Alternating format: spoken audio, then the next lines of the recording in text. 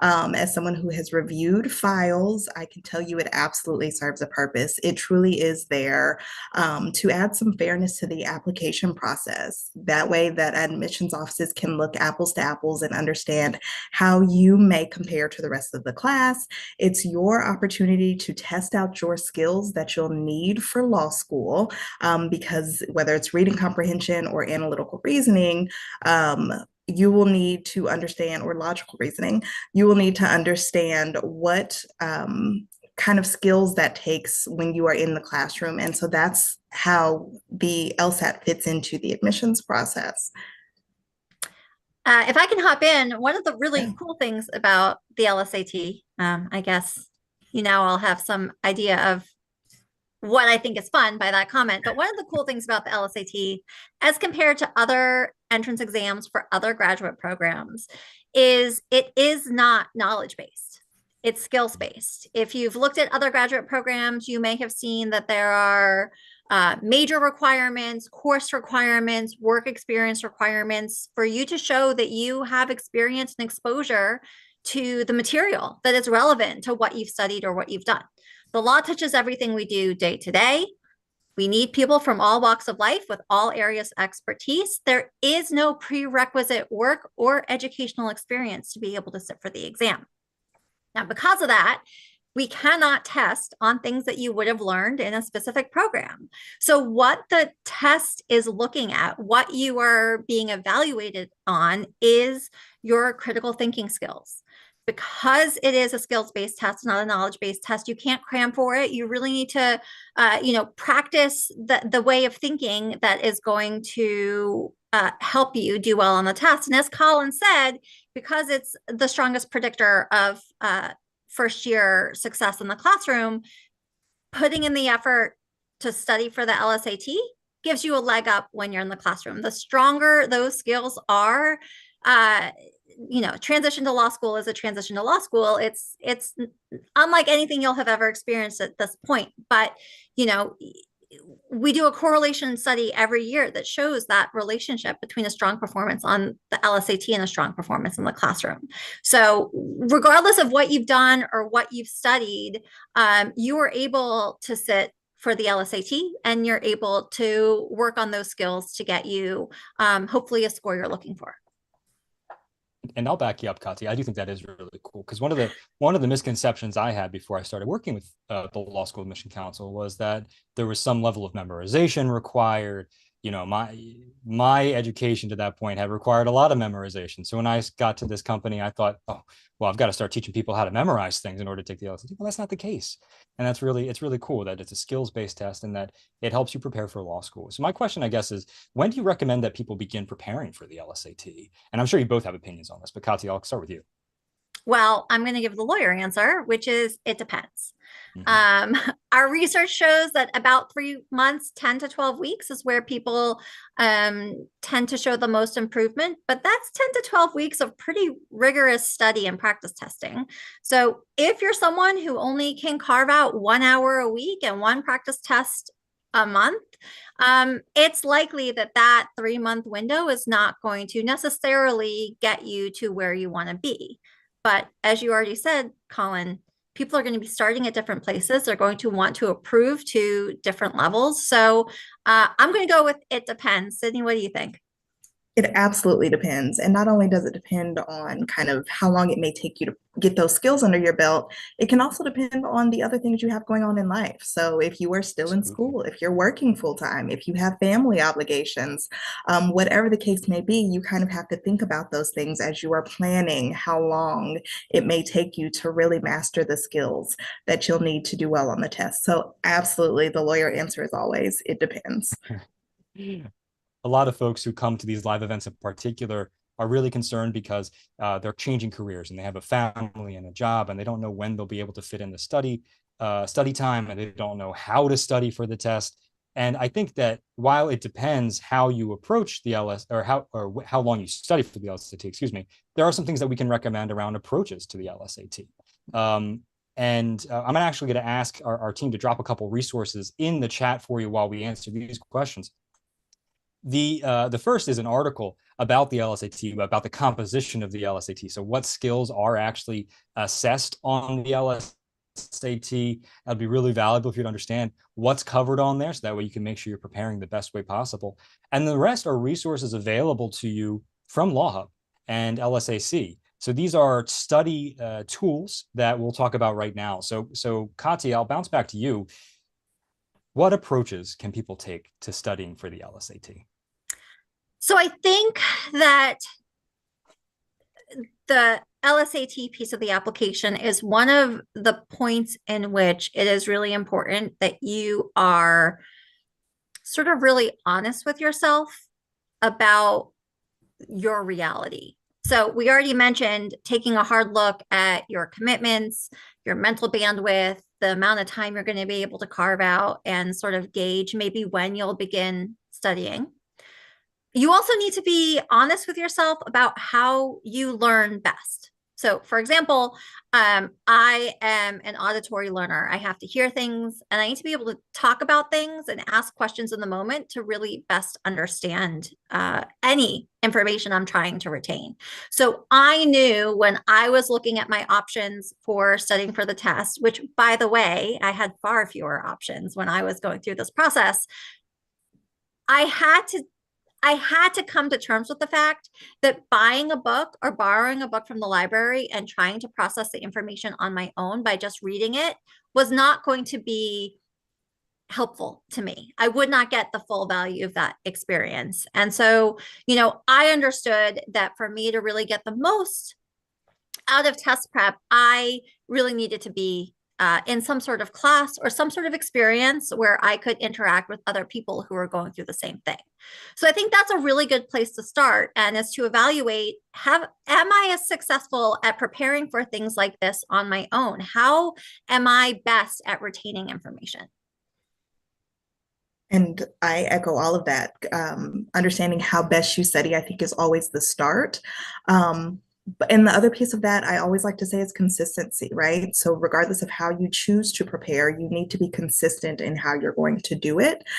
So you figure out how best you study. You figure out what your study schedule is going to be, and then you stick with it. Because the more consistent you are with your time, with your efforts, with your practice, that's what's going to help you in the long run, not only for the LSAT, but ultimately leading you into law school. So I think consistency is always a good thing to consider when you are wondering how best to approach the LSAT. And one That's added great. piece to, again, piggyback off of what Sydney added, not only do you have to be consistent, but you need to be consistent in test taking conditions, or as close to test taking conditions as possible. So what that means is, while in the beginning you may not be worrying about timing, at some point in time you need to start timing yourself to really get a pulse on where you're struggling, what your potential score may be, what are things that are going to crop up that might inhibit ultimate success. When I was studying for the bar exam, for the first time in my life, I got information that truly changed my standardized test taking experience, which was to mimic test day conditions. I knew what time the bar exam would start. That's when I started my practice tests. And I took myself out of my apartment in my comfy clothes and my fuzzy slippers, sitting on the couch with my legs up. And I went to places where I couldn't control the noise, I couldn't control the temperature, and I couldn't be like kicking my shoes off or making myself really comfortable. So everything you can do to set yourself up to experience as close to test taking conditions as possible is going to really benefit you. And one way that you can consistently kind of simulate that test day experience is to prep with the official LSAT prep tests that are available in LawHub. So one of the resources that we shared with you was the prep library that's available on LawHub. In fact, I'll make that pop up for you all again. So the prep library on LawHub, you can access with your free account. You can access a handful of free prep tests. These are official tests that were given in the past. And it's delivered in the authentic test day interface. So it's the same interface that you will have on test day. You'll go into LawHub, take that practice test. You'll see the timer, the answer choices, all of that experience is exactly what you'll see on test day. So whether you're able to go to an environment like Conti recommended, or you're only able to study at home, something you can control is your ability to to practice in that test environment. If you were to upgrade to LawHub Advantage, you get access to, I don't know, many more prep tests that are available to you in the LawHub app. There are also drill sets and lessons available if you want to practice particular skills, particular question types. All of that is available in the library as well. And then, of course, if you want to prep with a licensee, meaning a third-party prep provider who has maybe individual coaching or classes that you can sit through to help you prepare for the LSAT beyond your own independent study, you can certainly do so. And one of the resources there is a link to all of the available content licensees, so people who are using real LSAT test questions to inform their coaching and their study plans for the LSAT. So I highly recommend you check those out. But of course, we study for the LSAT in order to take the LSAT, right? And so I'm wondering, for those of you who are with us, when do you plan to take the LSAT? So thinking if you're planning to apply this fall or maybe the next fall or beyond, when do you plan to take the LSAT? Now, Katya, Sydney, I'll go back to you, Sydney, for this one. When would it be best to take the LSAT? Is there a time of year or time in the application cycle that's best for someone to take the LSAT? So the funny answer again is it depends. And that is an answer you'll probably hear us say a lot, and you'll hear it in law school and all the things, and you'll get tired of it, but it's true. It depends. And so looking at all the things that we've mentioned so far, and understanding what your schedule, what your timing will look like, sometimes that will determine when it's best for you to take the test. So for instance, if someone is applying for September of this year, so September 2025, a lot of applications will open for fall 2026. So it may be best for some people to take the test this summer, which means they need to start planning their study schedule now so that they make sure that they have enough time. Some people choose to take the exam their junior summer. So the summer of their junior year, that may be when they choose to take it because they know that they have time to really sit with the material and study. For those that may be out of school, they may need to go around different schedules, work schedules, if they have big projects coming up. So the answer is truly it depends. You just want to make sure that you give yourself enough time, that in the event that you needed to retake the test, you have the ability to do so in the current cycle. Yeah, you're great about retaking the test is a big one, right? Make sure you have that opportunity, and because it's not a one and done situation. You can take the test multiple times, right? You absolutely can. Yeah, Katya, I know you give a great example as well about circumstances that you've seen. So for I think athletes is a group of people that I know that their schedules are affected. Anything you want to add to what Sydney? No, this is just another example where you need to be sort of honest with yourself about what different decisions make, right? If you are studying abroad the summer before your last year of college, maybe you don't want to be studying for the test while you're there, but you need to understand what pushing into the fall may mean in terms of the timing. Yeah, I always say a fall athlete is probably not going to be trying to squeeze in studying for the test in the fall. And my favorite example to give this time of year is if you work in tax preparation, you're probably not trying to squeeze in the February test for you, right? Understanding the ebbs and flows of your schedule, your responsibilities to others, whether it's volunteer, familial obligations, is really important. And, I like to say, yes, you can retake the test. You have that safety net, but I encourage everyone to go in on test day prepared that it is going to be the only time they take it.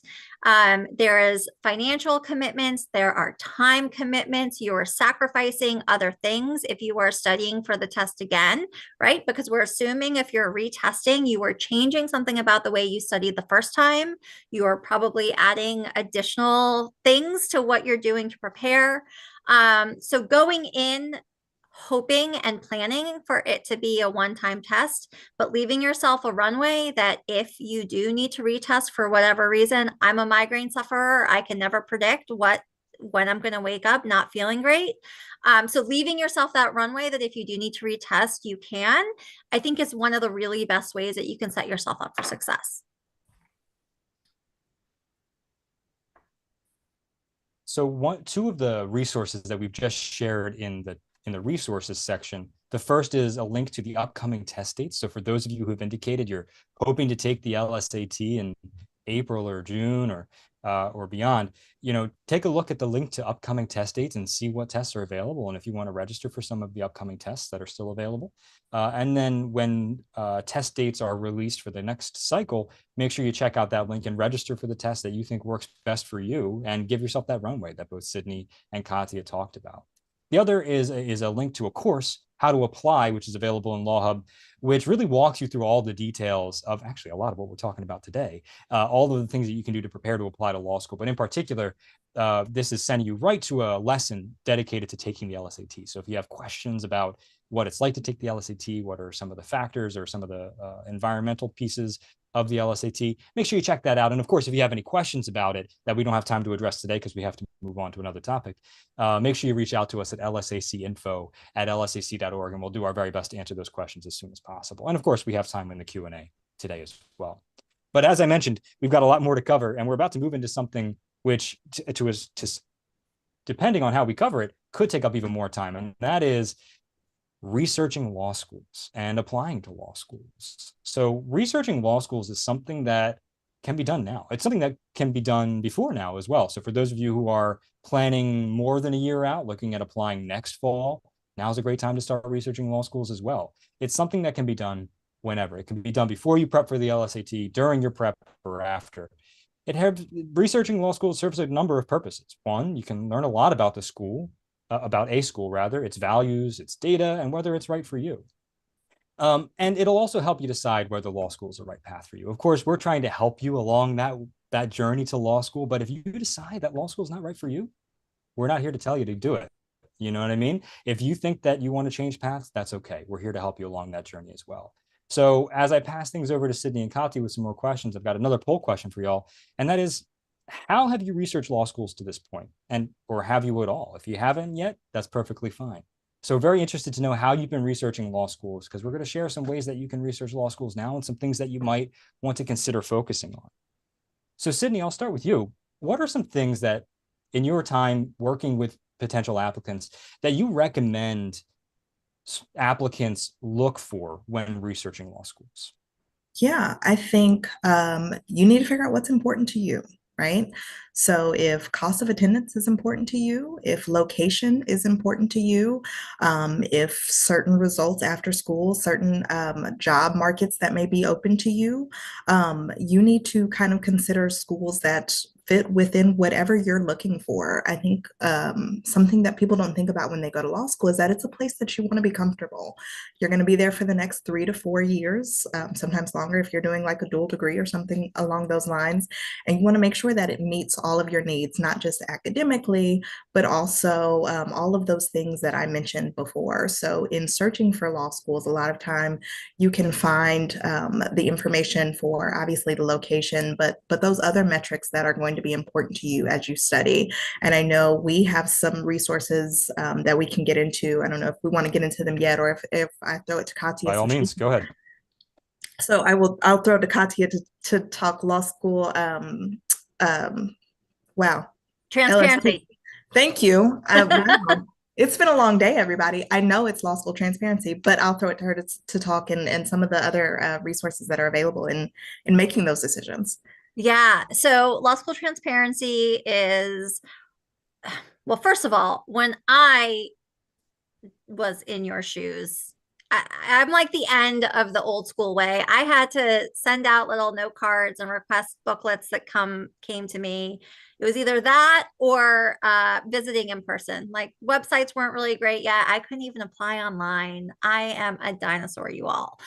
So law school transparency is a resource that like I couldn't even imagine at the time.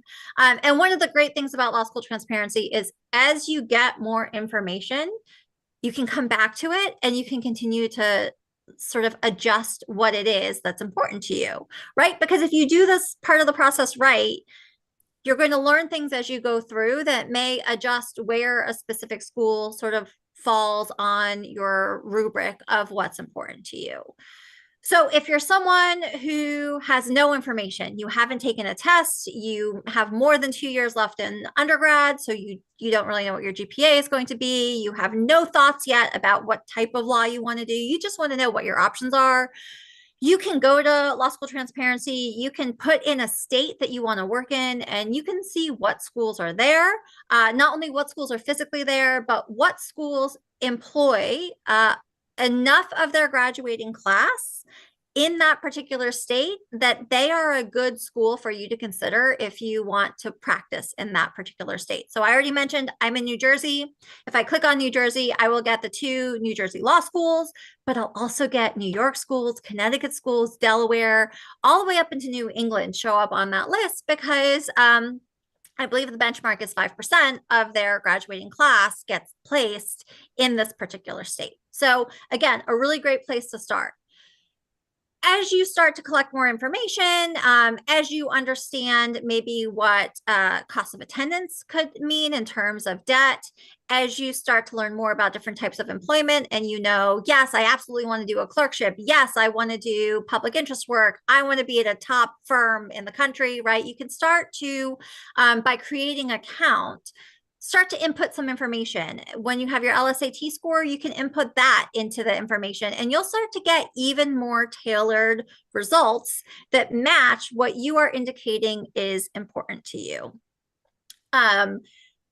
Then, and I know I'm jumping ahead here, but when you start to get decisions from law schools, then you can come back to Law School Transparency.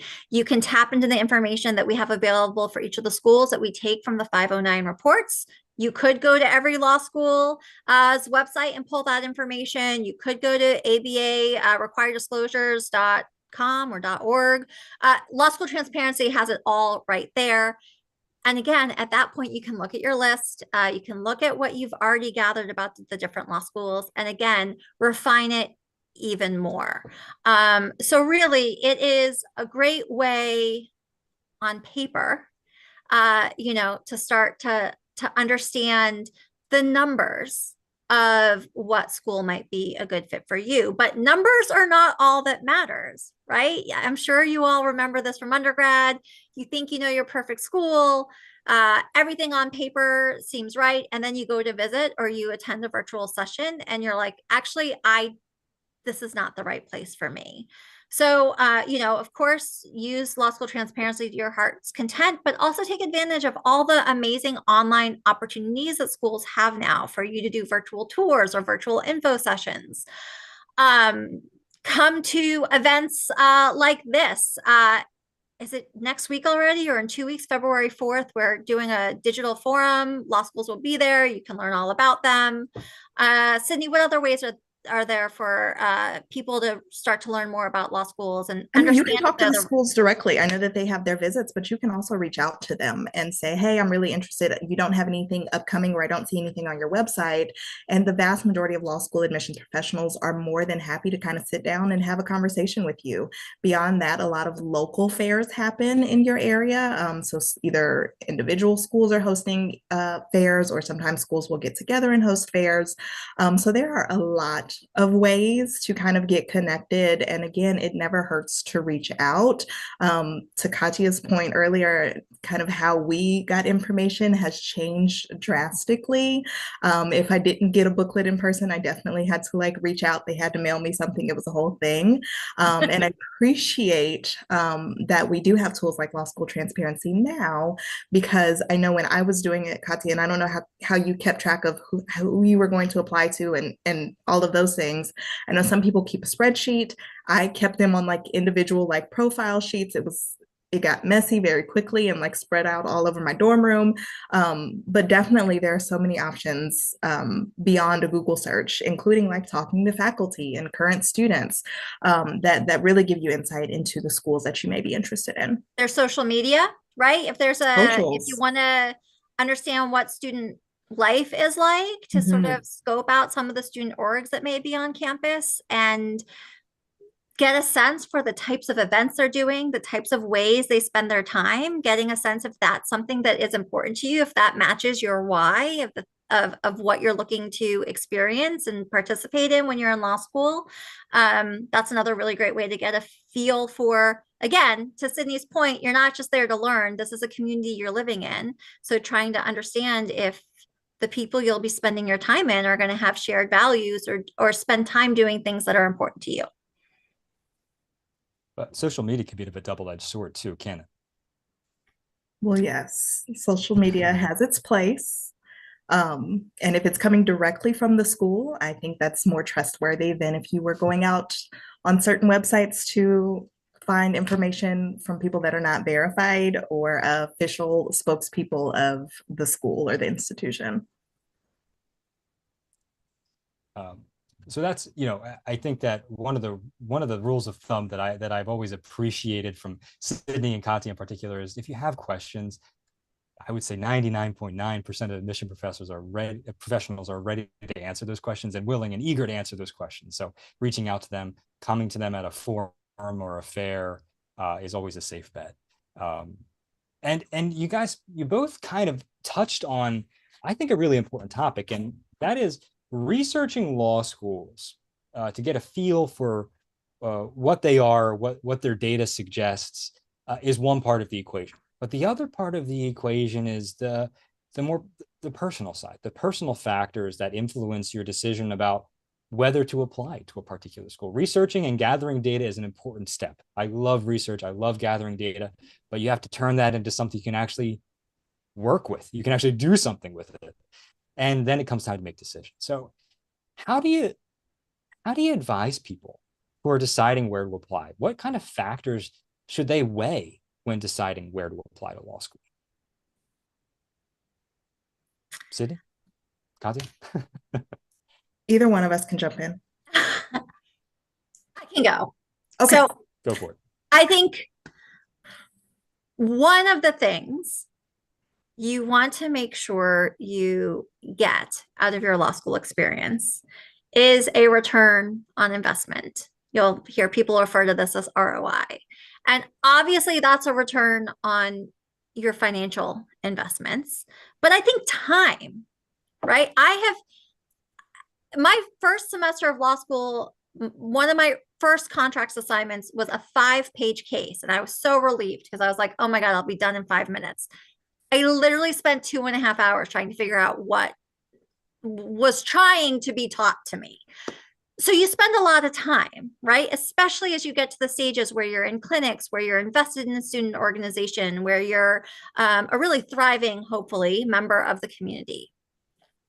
With all of that time and money that you've invested at a school, I think it's important that you do the best you can to set yourself up to get something in return. And if you're going to law school, that's typically tied to some sort of career change, right? Maybe you're not looking to join a law firm, but you want to get more out of your current position, whatever it is, but you should end up further ahead after law school than when you started. So I think the outcome data is a really significant piece of what you consider where you're ultimately choosing where to attend.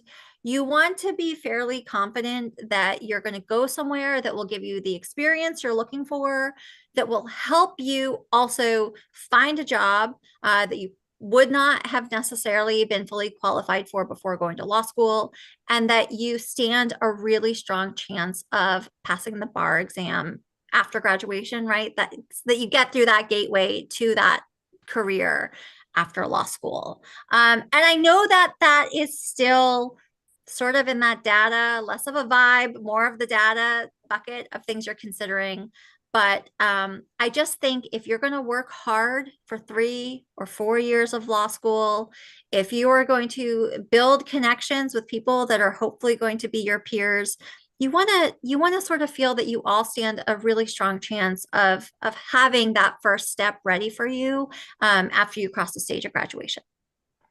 And I'm gonna yes and that, which is one of our coworkers' favorite things to say. Um, I agree with all of that 100%. There has to be something that you get at the end of this other than great connections, which are very important. So I'm going to agree with that. And in addition to that, the connection part is important as well, right? So if you have the opportunity, I'm going to encourage you to visit the school. It is something that I actually didn't do when I was applying to law schools. And it's something that I really wish I had. Now, ultimately, I ended up where I was supposed to be. And I think that is what happens for a lot of folks.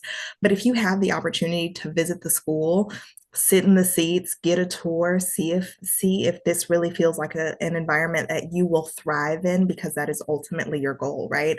At the end of this, you need to make sure that your mental health remains intact.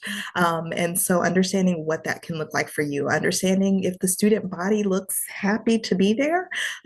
Maybe not at finals time, because that's a very different time for a law student.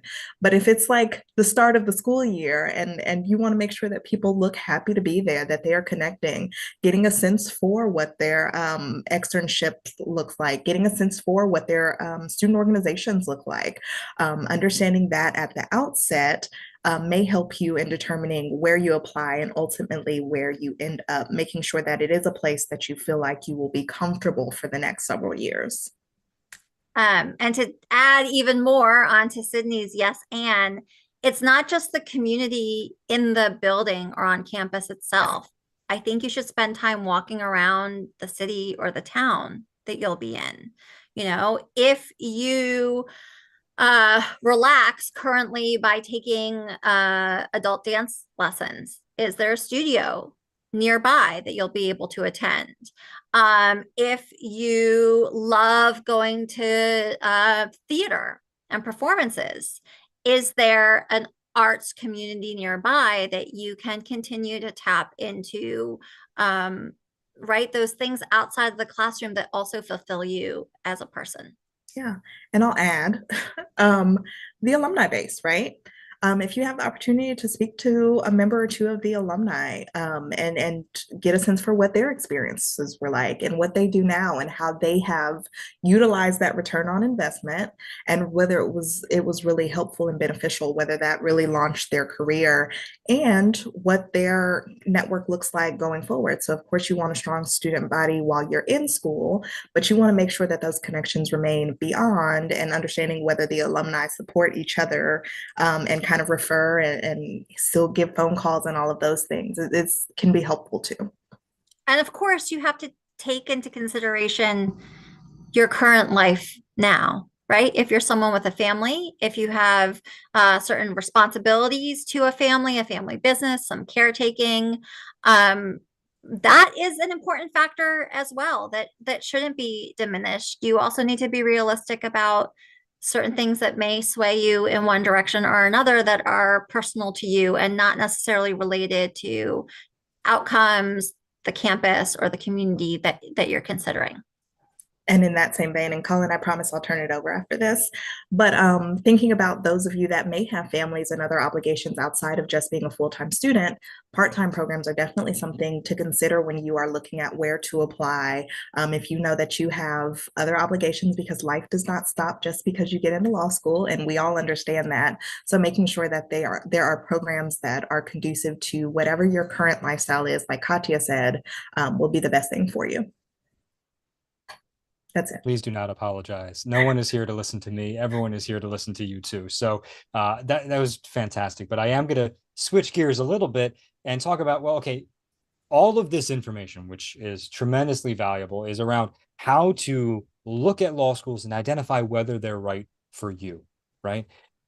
Well, you got to take that information and apply it to, one, ultimately choosing where to apply, but then also to actually apply. And that's a whole process in and of itself. All of the things we've talked about thus far have been preamble to actually going through and submitting your application to law school. With one exception, the LSAT is a critical part of that application. So we've already talked about one of the pieces of an application, but what are the other components of a law school application that the folks on the call today should be concerned about and should be thinking about right now as they get ready to apply this fall? I'll stick with you, Sydney, since you're still on my screen. Sure. So one of the big components right next to that LSAT score is going to be your grades, your GPA. Your transcript will need to be submitted from all post-high school institutions that you've attended. So if you are currently in school, that is something, even if you are a freshman, that you can be working on now. You can make sure that you maintain a good GPA so that it will be strong when you do when the time comes for you to apply. So that is another really big component. Something else that you can be working on now, regardless of where you are in your journey, are your letters of recommendation, making sure that you are making connections with people. The vast majority of law schools are going to require at least one. I think some schools require 2 to 4, depending on the school. And I preface this with, each school will have their own requirements. So make sure that when you are applying, that you know what each school is requiring of you so that you don't get them mixed up, and that you are very clear about what the school's expectations are. But letters of recommendation are something that lends an additional voice to your application. It is someone's opportunity to brag on you, essentially. So when you are choosing who is going to be your recommender or who are going to be your recommenders, make sure that they are people that like you. And I know that sounds like duh, but there are times when that is not the case. And I have read those letters of recommendation. So make sure that it is someone that not only likes you, but also that you have a connection with. If it's your professor, make sure that they can say something other than Sydney came to class and got an A. Yes, but what was your work product like? Did you engage outside of the classroom with your faculty member? So if you're going to do things like that, make sure that you have a connection, whether it's with your faculty or if you've done some volunteer work, or if you are currently in the workforce and it's a manager who can speak to your work product and your character. Those are important pieces of the application, and I'll leave some for Katya. So I'm going to answer a question that I get asked all the time. Like, what's the most important part of an application? And I want to make super clear that every part of an application is really important. Every application is reviewed, every part of the application is reviewed carefully. Every part counts. And I'm going to do pass Katya a favor and explicitly say that that includes the application itself. You should not rush through answering those questions that are on the form, because I promise you, every admission professional will read every single answer, and you need to take them at their word that the questions that are being asked matter to the way that admission office functions. So if they're asking you to list your employment, you don't want to just write C resume. You want to take the time to fill it in. You want to make sure the grammar is correct. You capitalize the names of streets. You spell words correctly. So to stick on the resume, the purpose of the resume is not to check that someone has had legal related work, was part of Phi Alpha Delta, interned for a judge, worked at a law firm. The resume really functions as a proxy to help the person reviewing your application understand how well you manage responsibility, how well you manage your time, and how good you are at prioritizing different important things, right? I would very often pull the transcripts, pull the resume, take a look at what was happening at the same time, right? Were they only involved in their community or working or interning when they were on breaks? Or was this someone who was involved on campus, taking a rigorous course load, and working part-time as well? Something you want to keep in mind is, because that is the proxy, right? They're looking at how well you manage time. You don't need to feel like you need to edit a resume because you think something isn't important enough for a law school application.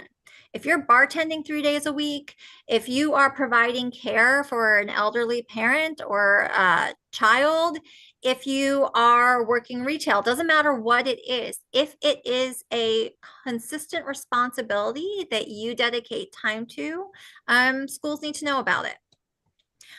It's very helpful if, when you talk about your community involvement or your campus involvement, you don't use abbreviations or acronyms. I certainly don't know every student organization that exists out there. And with the student orgs, if you're early on in sort of getting that involvement, either in your community or on campus, you don't need to be a part of 30 different organizations, right? Showing that you have depth of involvement and continued interest in participating in some way, it is a really strong message that you can send to the law school. I think everybody knows a personal statement is important in the application process. It is the only potentially the only piece of the application where you get to speak to the people who are reviewing your application in your own voice. So I think the most successful personal statements are ones that have a clear narrative. There is a clear message that you are trying to communicate to the people reviewing your application. I could easily spend an hour talking about the personal statement itself. The one piece of advice I will give you about the personal statement is when you have people look it over, if you have someone read it for you, the question I recommend you ask is, what is your takeaway? And you want to make sure that that message you're trying to convey is what they say to you. Sydney, I'm sure you have a million thoughts on the personal statement as well. Yes, because it really is really our opportunity to get to know an applicant, right? Like most schools don't do interviews. There are some out there that do, so make sure that you're polished and professional and all of those things. But in the event that you don't get to sit in that person's office and have a face-to-face conversation, that is what your personal statement is for. So ideally, you'll tell them why you're here, why this is of interest to you. Give us a little bit about your story. And if you can tie it back to the particular school, that's awesome. Make sure that you say the right school name. Again, sounds like a duh, but it happens, I promise. So the personal statement really is that important, and it is your opportunity to tell your story concisely. If they tell you that it's 2 pages double spaced, then it should be 2 pages double spaced. Part of the application process is an exercise in brevity, right? So while we know that you are more than 2 pages and you are a full being, and that's awesome, sometimes you have to make sure that you fit within the confines of the personal statement that they've given you. Those are my big pieces of advice about the personal statement. Don't make a joke that may not be received well on paper, those kinds of things, but definitely take some time, sit with your personal statement, revise it more than once, sit with it, look at it for grammar, all of those things that kind of Katya mentioned about having someone else read it, I think is always a good idea. If you're interested in learning more about the personal statement specifically, Sydney's smiling because Sydney is featured very prominently in a course on LawHub about the personal statement. It's a full course dedicated to talking about the personal statement. And Kanti as well is featured in a number of videos about the personal statement on LawHub. So these two are famous in our parts. So definitely check those resources out. Speaking of resources, I'm dropping 2 more resources into the resources section. One about the CAS report, which is another component, a piece of this puzzle, which I highly recommend you take a look at, as well as information about how to use LSAT and UGPA medians when deciding where to apply to law school, because those are components of your application and they mean something in terms of whether and where you apply to law school. So we are approaching our Q&A period here, but before we get to Q&A, I have one last question, one last it depends question for y'all. But the flavor of today's live event has been around what people can do now to get ready to apply to law school in the fall. What are some aspects of the application? What are some components of the application that people can start working on right now? If they were to leave this webinar and do something to get ready for law school this fall, or applying for law school this fall, what could they work on? Sydney, I'll start with you. Yeah, I think some of the things that we've already discussed, but you could start looking at law schools right now, right? The internet does not close. There is no timeline for you. So you can start figuring out what is of interest to you, the things that are important to you. Start identifying those. Some people make a physical list. Some people identify their why and go from there. So whatever that looks like for you and how you plan to approach that decision, I think you can absolutely start with now. And then some of the things that I mentioned, like making sure that you get good grades, starting to identify your recommenders. Those are definitely some good things to start. Katya? I could not agree more. I'm gonna lean a little into the letter of recommendation that Sydney just made, because you need to be respectful of your recommenders' time. They have busy lives and complications going on around them as well. So you certainly don't want to be demanding, like my cat is, and say, I'm applying to law school. I need a recommendation by the end of next week, right? Even if you are just finishing your first year of undergrad, if you have taken a class with a professor that you know you love, you want to take every class they offer, you can go to their office hours and say, I really enjoy taking classes with you. My plan after graduation is to go to law school. I'd really appreciate it if you could write a letter of recommendation. So, look for me at office hours. I'm going to make an effort to help you get to know who I am and why law school is important. Another thing you can do, and we didn't touch on this a lot. Again, this is such a broad topic. You can get your finances in order. Get a credit check. Make sure that you are setting yourself up to be as financially secure as possible when it comes to law school. You can try and save money, as much money as you can, so that you have that cushion. Finances is another thing that can stress you during law school. So making sure that you're in a position to be eligible for the most amount of federal aid and loans that you can, or maybe to put yourself in a position where you don't have to take out as much in loans, is something that you can do early on. So, what's that saying? Live like a student now so you can live like a lawyer later. That can begin whether you're still an undergrad, whether you're a working professional, at any phase in life. For those of you who Katya, you just mentioned that there's topics that we didn't really get a chance to dive into deep on. Today's live event was definitely a crash course, right? It's thinking about what can you do starting now to get ready to apply this fall. Well, as you've seen throughout today's event, there are a number of things any number of resources that we've shared with you to help you along that journey. Not things that you need necessarily do right now, but things that you might do next month, the month after that, or even into the fall and beyond. So one of the things that we're doing throughout the rest of this year is providing a whole series of live events to help you along your journey, covering topics that are relevant to you at that moment. So coming up in February, we're actually going to have a live event dedicated to financing a legal education. So as Katya mentioned, thinking about getting your finances in order now is a great idea. And next month, we are going to spend an hour talking about specifically that topic. We'll be spending time in the spring as well talking about how to apply to law school, in which we focus on when we dive deep into the things that we talked about in 10 minutes today. We'll spend a whole hour talking about how to assemble those components of your application.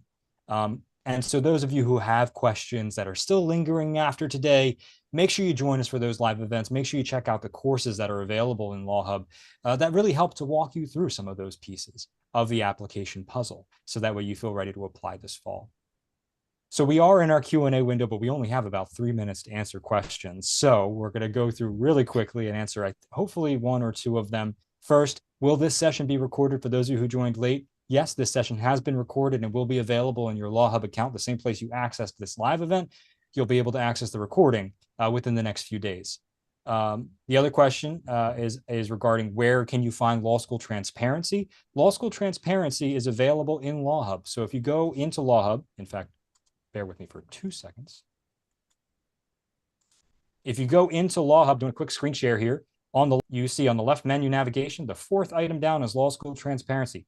There are 4 tiles here that you can choose from that give you different features of law school transparency. You can research law schools, you can compare law schools side by side, you can work on preparing your budget, as Katya was just mentioning, and you can also find law schools after answering a few questions. This little wizard will take you through your preferences and provide you with a list of schools tailored to those preferences. It's a really great tool. I highly recommend you check it out.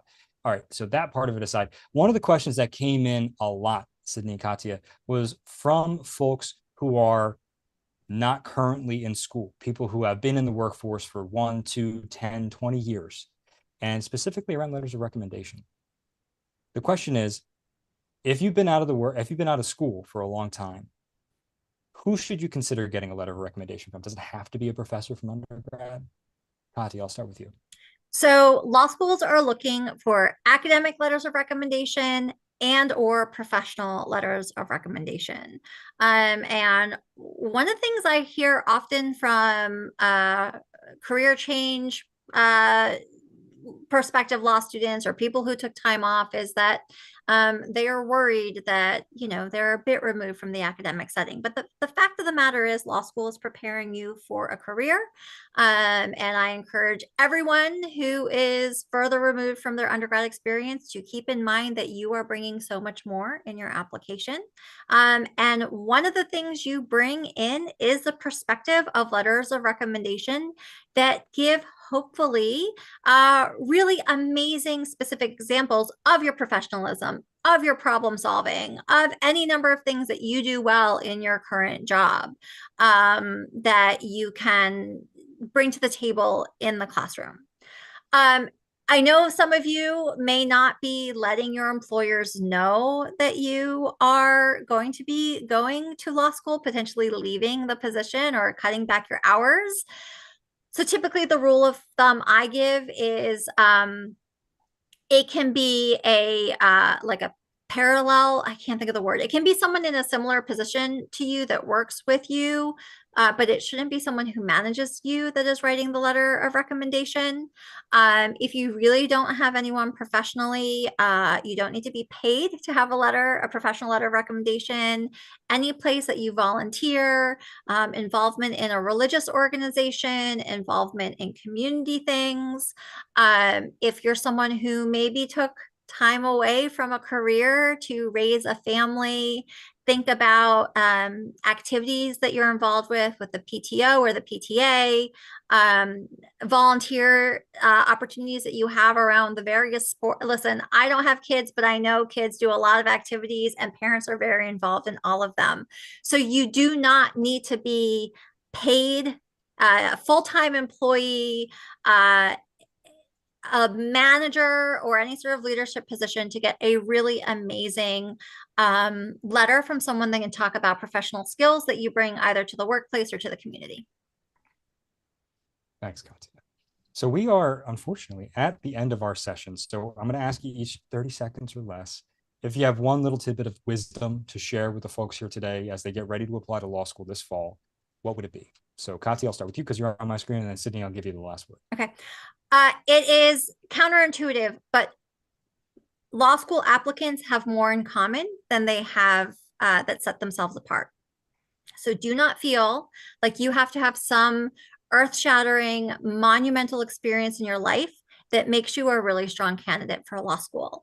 Some of the best personal statements I read, some of the best applications I got were from people who probably live lives very similar to you.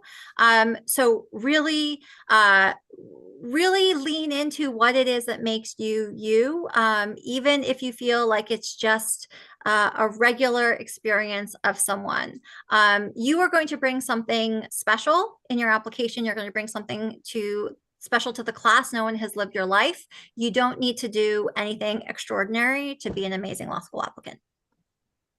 And my advice is breathe.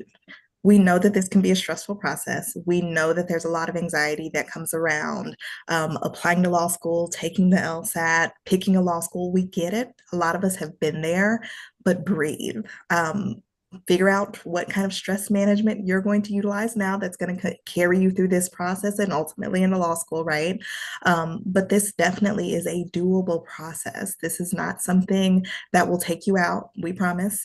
But this is definitely something that you can sit with yourself, really kind of be calm, prepare to the best of your ability, because that's ultimately all you can ever expect from yourself, is to prepare to the best of your ability, not comparing yourself to anyone else and what they may have done.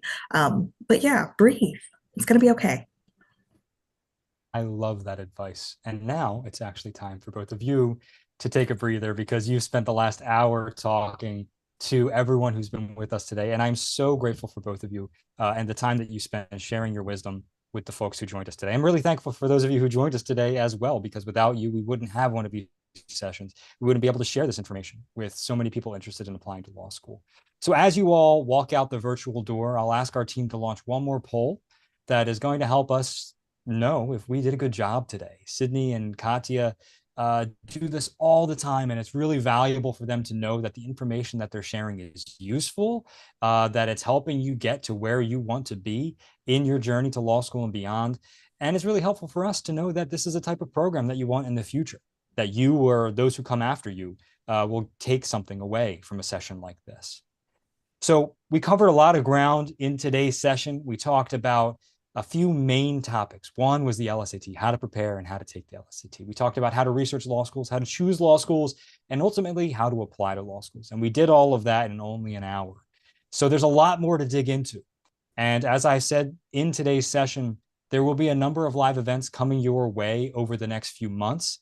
The first one that's coming up on the schedule will be at the end of February about financing a legal education. And it's going to be a great hour-long session in which we dive into all of the details about how to pay for law school before, during, and after. It's going to be a great session. I highly recommend you join it. In addition, I highly recommend you check out all the resources available on LawHub that we discussed and some of those that we didn't. The Learning Library is your go-to resource to access courses that cover topics like the ones we covered today.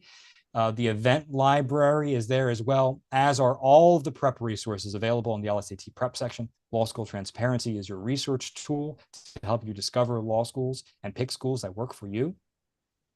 And of course, if you have questions that we did not get a chance to answer today, please make sure you reach out to us. lsacinfo@lsacc.org is your best bet of getting a hold of someone like Katya or Sydney or myself or any of the folks who operate behind the scenes here at LSAC, answering questions to help you along your journey to law school and into the legal profession. So we genuinely hope to see you again, either in a live event, in a course, at a forum, or we hope to see your name cross our desk as you apply to law school. With that, I wish you all a wonderful evening, a wonderful day, regardless of where you are. I'll see you next time. Bye now.